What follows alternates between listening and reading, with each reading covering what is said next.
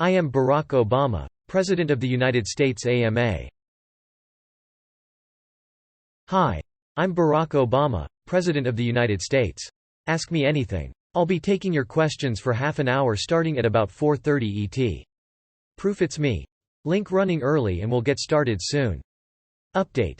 Hey everybody, this is Barack. Just finished a great rally in Charlottesville, and am looking forward to your questions. At the top, I do want to say that our thoughts and prayers are with folks who are dealing with Hurricane Isaac in the Gulf, and to let them know that we are going to be coordinating with state and local officials to make sure that we give families everything they need to recover. Verification photo. Link update. I need to get going, so I'm back in DC in time for dinner. But I want to thank everybody at Reddit for participating. This is an example of how technology and the internet can empower the sorts of conversations that strengthen our democracy over the long run. And remember to vote iodine mononitride November. If you need to know how to register, go to link. By the way, if you want to know what I think about this whole Reddit experience, not link, edit. Link fixed by staff. Here is a collection of all the questions and answers. Question. Link. I am recent law school graduate. Despite graduating from a top school, I find myself unemployed with a large student loan debt burden. While I'm sure my immediate prospects will improve in time, it's difficult to be optimistic about the future knowing that my ability to live a productive life, to have a fulfilling career, to buy a house, to someday raise a family is hampered by my debt and the bleak economic outlook for young people. I know that I'm not alone in feeling this way. Many of us are demoralized. Your 2008 campaign was successful in large part due to the efforts of younger demographics. We worked for you, we campaigned for you, and we turned out in record numbers to vote for you. What can I say to encourage those in similar situations as I am to show up again in November? What hope can you offer us for your second term? Answer. I understand how tough it is out there for recent grads. You're right, your long-term prospects are great, but that doesn't help in the short term. Obviously, some of the steps we have taken already help young people at the start of their. Because of the healthcare bill, you can stay on your parents' plan until you're 26. Because of our student loan bill, we are lowering the debt burdens that young people have to carry. But the key for your future, and all our futures, is an economy that is growing and creating solid middle-class jobs, and that's why the choice in this election is so important. The other party has two ideas for growth: more taxes cuts for the wealthy, paid for by raising tax burdens on the middle class and gutting investments like education, and getting rid of regulations we've put in place to control the excesses on Wall Street and help consumers. These ideas have been tried, they didn't work, and will make the economy worse. I want to keep promoting advanced manufacturing that will bring jobs back to America, promote all American energy sources, including wind and solar, keep investing in education and make college more affordable, rebuild our infrastructure, invest in science, and reduce our deficit in a balanced way with prudent spending cuts and higher taxes on folks making more than $250,000 per year. I don't promise that this will solve all our immediate economic challenges, but will lay the foundation for long-term growth for your generation, and for generations to follow. So don't be discouraged. We didn't get into this fix overnight, and we won't get out overnight, but we are making progress, and with your help we'll make more. Question. Link. What's the recipe for the White House's beer? Answer. It will be out soon. I can tell from first-hand experience, it is tasty. Question. Link. What are you going to do to end the corrupting influence of money in politics during your second term? Answer. Money has always been a factor in politics, but we are seeing something new in the no-holds-barred flow of 7- and 8-figure checks, most undisclosed, into super PACs. They fundamentally threaten to overwhelm the political process over the long run and drown out the voices of ordinary citizens. We need to start with passing the Disclose Act that is already written and been sponsored in Congress to at least force disclosure of who is giving to who. We should also pass legislation prohibiting the bundling of campaign contributions from lobbyists. Over the longer term, I think we need to seriously consider mobilizing a constitutional amendment process to overturn Citizens United, assuming the Supreme Court doesn't revisit it. Even if the amendment process falls short, it can shine a spotlight of the super PAC phenomenon and help apply pressure for change. Question. Link. What was the most difficult decision that you had to make during this term? Answer. The decision to surge our forces in Afghanistan. Anytime you send our brave men and women into battle, you know that not everyone will come home safely, and that necessarily weighs heavily on you. The decision did help us blunt the Taliban's momentum, and is allowing us to transition to Afghan lead, so we will have recovered that surge at the end of this month, and will end the war at the end of 2014. But knowing of the heroes that have fallen is something you never forget. Question. Link. What is the first thing you'll do on November 7th, win or lose? Answer. Win or lose, I'll be thanking everybody who is working so hard, especially all the volunteers in field offices all across the country, and the amazing young people in our campaign offices. Question. Link. How are you going to help small businesses in 2013 and 2014? And what if any bills are you implement for small businesses in 2013 and 2014? Answer. We've really focused on this since I came into office. 18 tax cuts for small business, easier funding from the SBA. Going forward, I want to keep taxes low for the 98% of small businesses that have $250,000 or less in income, make it easier for small business to access financing, and expand their opportunities to export. And we will be implementing the Jobs Act bill that I signed that will make it easier for startups to access crowdfunding and reduce their tax burden at the startup stage. Question. Link. Who's your favorite basketball player? Answer. Jordan. I'm a Bulls guy. Question. Link. We know how Republicans feel about protecting internet freedom. Is internet freedom an issue you'd push to add to the Democratic Party's 2012 platform? Answer. Internet freedom is something I know you all care passionately about. I do too. We will fight hard to make sure that the Internet remains the open forum for everybody, from those who are expressing an idea to those to want to start a business. And although there will be occasional disagreements on the details of various legislative proposals, I won't stray principle, and it will be reflected in the platform. Question. Link. Are you considering increasing funds to the space program? Answer.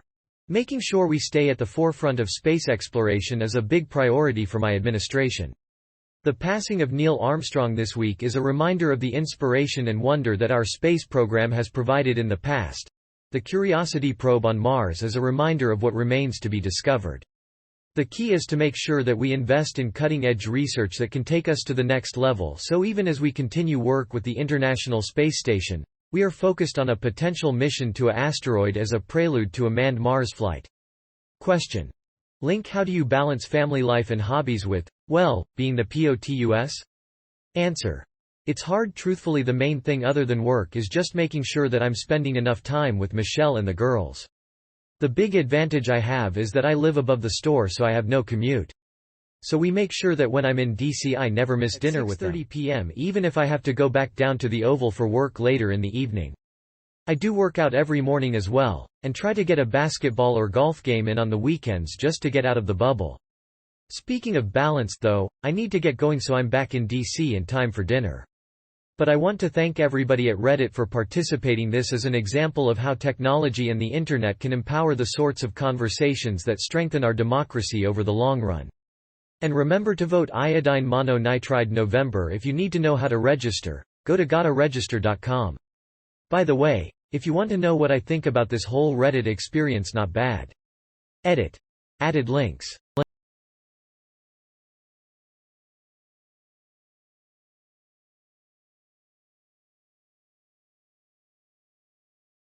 Link.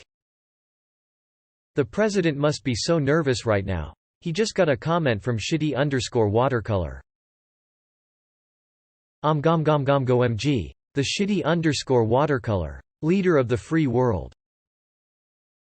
Hey Mr. President, this guy is kinda a big deal around here. Respect him, sir. The truest, greatest honor he will ever receive. SW Portrait. This thread is now complete.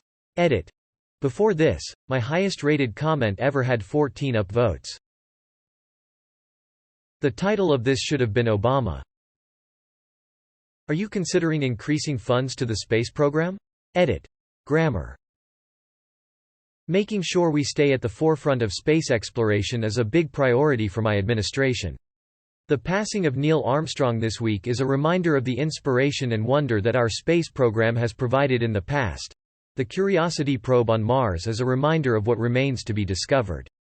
The key is to make sure that we invest in cutting-edge research that can take us to the next level, so even as we continue work with the International Space Station, we are focused on a potential mission to an asteroid as a prelude to a manned Mars flight. An asteroid, Mr. President. A grammar Nazi's greatest dream. An Mr. President. An Don't correct the president, neckbeard. You're about to get a knock on your door. I read this, and immediately got a knock on the door.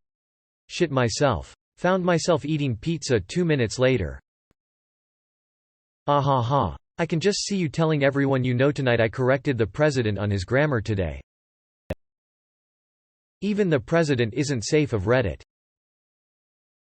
Fearnet. And you won't always have a calculator with you. Sent from my iPhone. Slite. The moderators and admins have confirmed this thread. This is actually President Obama. Edit. And he's confirmed via Twitter. Fearnet. 1 oxygen monofluoride us. 1 oxygen monofluoride us. Not really, let's be real here. Although it's funny to imagine President Obama sitting in the Oval Office giggling and looking at photos of cats. Edit. I'm enjoying the fact that for the foreseeable future my comment with the most upvotes will be one about President Obama looking at cat photos on Reddit. Double edit. Thanks to Machinix for pointing out that I'm quoted on CNN for this. I feel slightly more famous today, and yet I can't tell anyone I know IRL.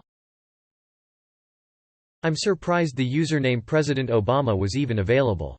Or is the man powerful enough to just take it over anyway?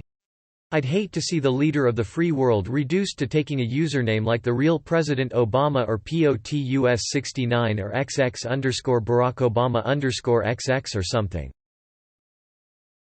POTUS_in_my_anus. Coolest president ever? Coolest president ever.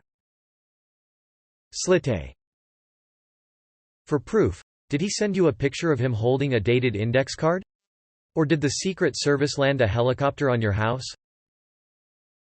He faxed a copy of his birth certificate. What are you going to do to end the corrupting influence of money in politics during your second term? Money has always been a factor in politics, but we are seeing something new in the no-holds-barred flow of 7- and 8-figure checks, most undisclosed, into super PACs.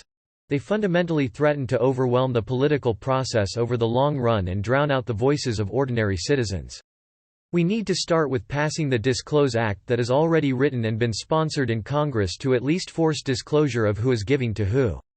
We should also pass legislation prohibiting the bundling of campaign contributions from lobbyists.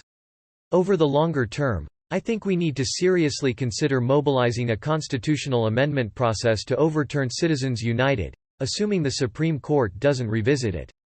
Even if the amendment process falls short, it can shine a spotlight of the super PAC phenomenon and help apply pressure for change. Mr. President, this is quite possibly the most important issue in American history.